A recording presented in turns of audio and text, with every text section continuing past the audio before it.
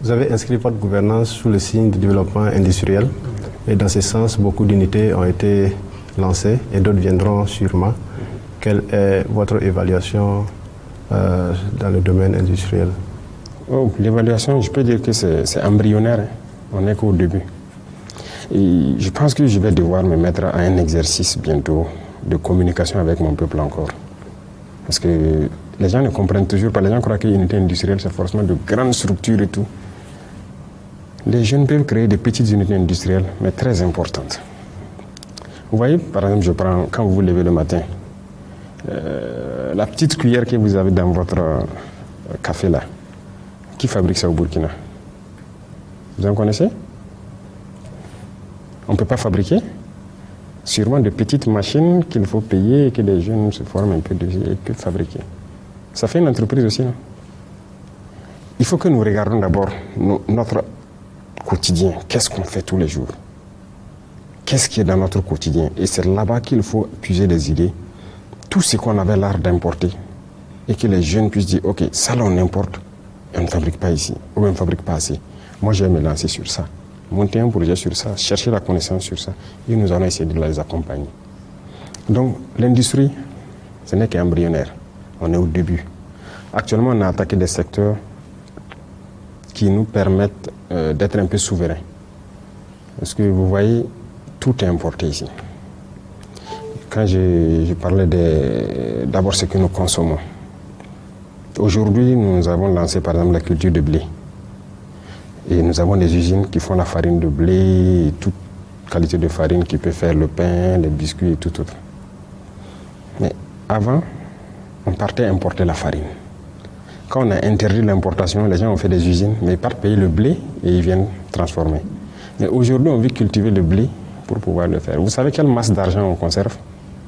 Et parallèlement à ça, il y a des usines on a aidé des gens à financer, qui vont ouvrir bientôt, qui vont fabriquer tout ce qui est pâtes alimentaires, les spaghettis, les trucs. Tout ça, on importe, non? Quand on prend nos pâtes, ça vient d'ailleurs. On ne fabrique pas ici. Mais ça, c'est notre consommation. Ça sera internalisé. Le riz, ça, on a déjà fait un bond incroyable.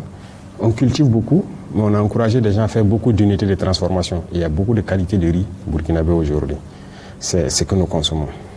Prenez le maïs, le couscous. On cultivait le maïs et on exporte brut. Ensuite, on part payer du couscous ailleurs et on vient inonder nos marchés. Là, ça ne va pas. Beaucoup d'unités ont ouvert, beaucoup d'unités qu'on est en train encore d'encourager. Si vous suivez l'actualité, c'est pour pouvoir transformer tout ça. La farine infantile et tout ce qu'on on commande tout de l'extérieur.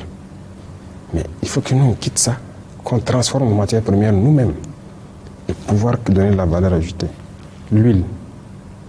Comment est-ce qu'on peut exporter notre soja brut et ensuite aller payer l'huile de soja à la boutique? L'arachide, il y en a tellement d'oléagineux, mais pourquoi on ne le fait pas? Il y en a même qui vont dire que bon, il y a des maladies, on a dit de payer l'huile de tournesol ou quoi. J'ai dit on cultive le tournesol, on le fait.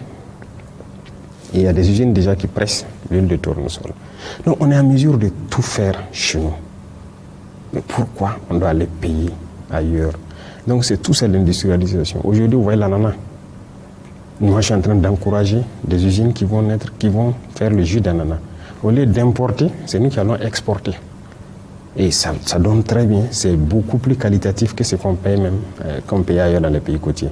Donc il y a beaucoup de choses dans notre quotidien. Ce qu'on mange, ce qu'on porte et tout.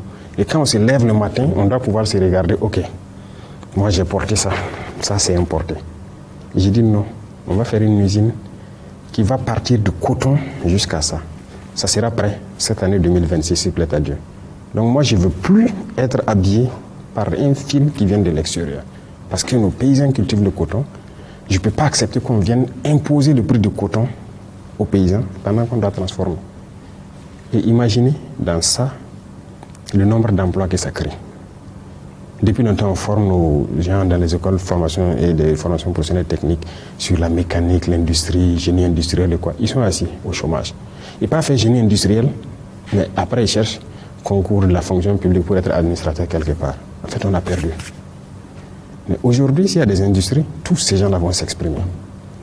Quand vous vous levez le matin, vous prenez votre moto, pour aller au service ou quoi, c'est importé. Même l'écrou, quand une écrou tombe en route, c'est importé pour que vous payiez l'écrou. Mais les écrous, ce sont des petites machines qui peuvent le faire.